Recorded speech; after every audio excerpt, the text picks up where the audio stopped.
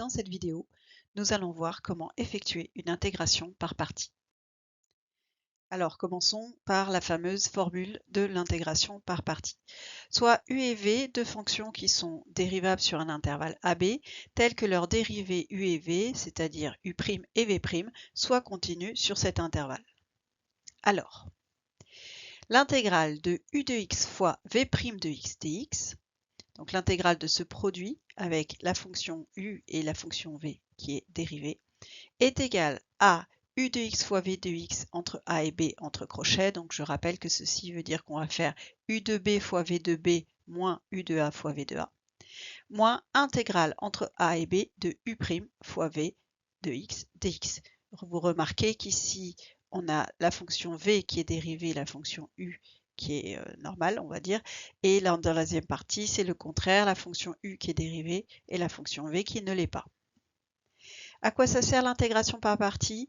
Eh bien, ce n'est pas une formule magique, mais souvent, elle peut nous aider à déterminer une intégrale quand on a un produit de deux fonctions.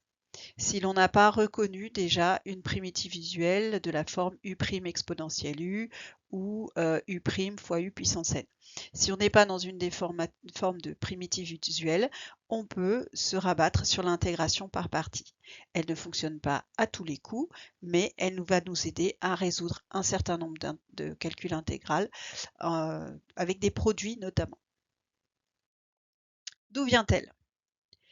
Alors, je rappelle que la dérivée d'un produit de la forme U de x fois V de x est, la formule c'est U' fois U' de x fois V de x plus U de x fois V' de x. Donc quand j'ai cette fonction, voici sa dérivée. Et donc si je calcule le crochet U de x fois V de x entre A et B, donc ça veut dire que c'est la primitive de, comme la dérivée de U de x fois V de x est U'V plus U fois V', eh bien une primitive de cette fonction sur la droite est la fonction qui est sur la gauche. Donc si j'intègre entre A et B U'V plus U fois V' dx, eh bien normalement il faut trouver une primitive, donc je l'ai, c'est U de x fois V de x, et on la calcule entre A et B. Donc on obtient cette formule donc, qui est une conséquence directe de la formule de la dérivée d'un produit. Ensuite, on va utiliser une propriété de l'intégrale qui nous dit que l'intégrale d'une somme est égale à la somme des intégrales. Donc intégrale de AB de la somme de ces deux fonctions est égale à l'intégrale de la première plus l'intégrale de la deuxième. Et ensuite, on va soustraire les deux membres de notre égalité par U de x fois V'. Donc U fois V', je le soustrait à droite et à gauche. Et bon, j'ai écrit dans l'autre sens mon égalité. Donc intégrale entre A et B de U' fois V de x dx égale entre crochets U de x fois V de x entre A et B moins cette partie-là, U de x, intégrale entre A et B de U de x fois V' de x. Donc, la formule de l'intégration par partie est une conséquence directe de la formule de la dérivée d'un produit, et ce qui explique que l'on ait ceci, c'est-à-dire que on est U'V dans la partie de départ et U fois V' dans la deuxième. Exemple d'application, il faut calculer cette intégrale, donc qui est intégrale entre 1 et e de x fois ln de x dx. Donc là, on a un produit de fonctions, il y en a une c'est x, u de x égale x par exemple, et l'autre c'est ln de x. Alors, toute la difficulté, je dirais, une fois qu'on a décidé d'effectuer une intégration par partie, c'est de choisir pour laquelle on va chercher une primitive et laquelle on va dériver. Alors, il y a des situations comme celle-ci où la fonction f de x égale x, si on prend u de x égale x, il est facile de la dériver, hein, u' de x égale 1. Il est aussi facile de l'intégrer, sa primitive, on peut prendre x au carré sur 2. En revanche, pour la deuxième fonction, ln, la dérivée, c'est facile. La dérivée de ln de x, c'est 1 sur x.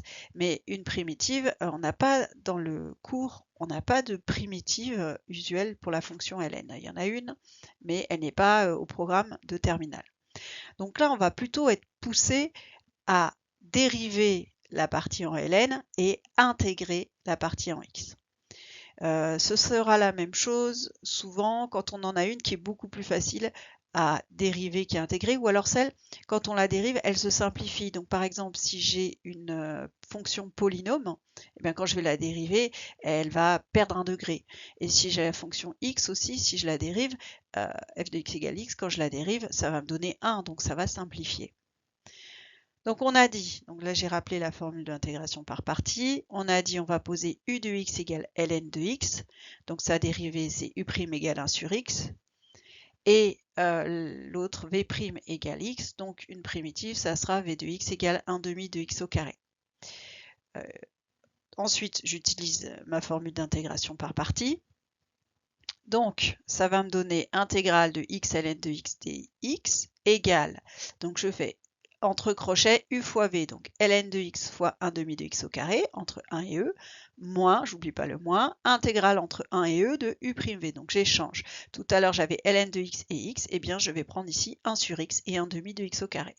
Donc ça fait 1 sur x fois 1 demi de x au carré dx. Je vais simplifier, à gauche, je calcule, ça fait ln de e fois 1 demi de e carré, moins ln de 1 fois 1 demi de 1 au carré, donc c'est ce que j'ai écrit ici, moins intégrale de 1 à e de 1 sur x fois 1 demi de x au carré, donc les x carré et x se simplifient, il ne reste plus que x en haut fois 1 demi. Alors ici on peut faire un petit point, hein. On regarde, est-ce que j'ai simplifié mon intégrale? Oui, celle-ci, je sais déterminer une primitive de 1 demi de x, donc je vais pouvoir calculer cette intégrale. Si après avoir fait mon intégration par partie, je me retrouve avec une situation plus compliquée que celle de départ, je n'y ai rien gagné. Donc, où il fallait, dans ces cas-là, dériver, il aurait fallu dériver dériver x et intégrer ln de x, ou c'est que l'intégration par partie n'était pas une bonne idée et donc il va falloir que je trouve autre chose. Le mieux, c'est quand même, avant de commencer à dériver, intégrer et tout calculer, de réfléchir. Mais ici, on fait le point et s'il le faut, on fait demi-tour. Alors maintenant je calcule, donc j'ai 1 demi de e carré, ln de e fait 1, donc ça fait e carré sur 2, ln de 1 vaut 0, donc tout ça, ça vaut 0, et il me reste à calculer cette intégrale. Or je rappelle que quand j'ai une intégrale d'une fonction fois une constante, je peux sortir la constante, uniquement quand c'est une constante, hein, je peux sortir la constante de l'intégrale par linéarité, ceci afin de ne pas avoir trop de nombres à l'intérieur. Donc je dois intégrer x dx, donc une primitive de x c'est 1 demi de x au carré. Donc elle est là ma primitive entre 1 et e et fois le moins 1 demi. Ensuite je fais le calcul, donc là j'ai la première partie qui n'a pas bougé. Moins 1 demi de e au carré, donc ça fait un quart de e carré, moins 1 demi fois 1 demi de 1, donc ça fait plus un quart. Vous faites attention, vous avez du fait de la formule, ici vous avez un moins devenu une intégrale, donc il est ici, il est là, et après, quand on fait une primitive, ici il faut refaire un moins, donc on fait attention à cet endroit-là de ne pas faire d'erreur de signe, et un moins fois moins, ça fait plus.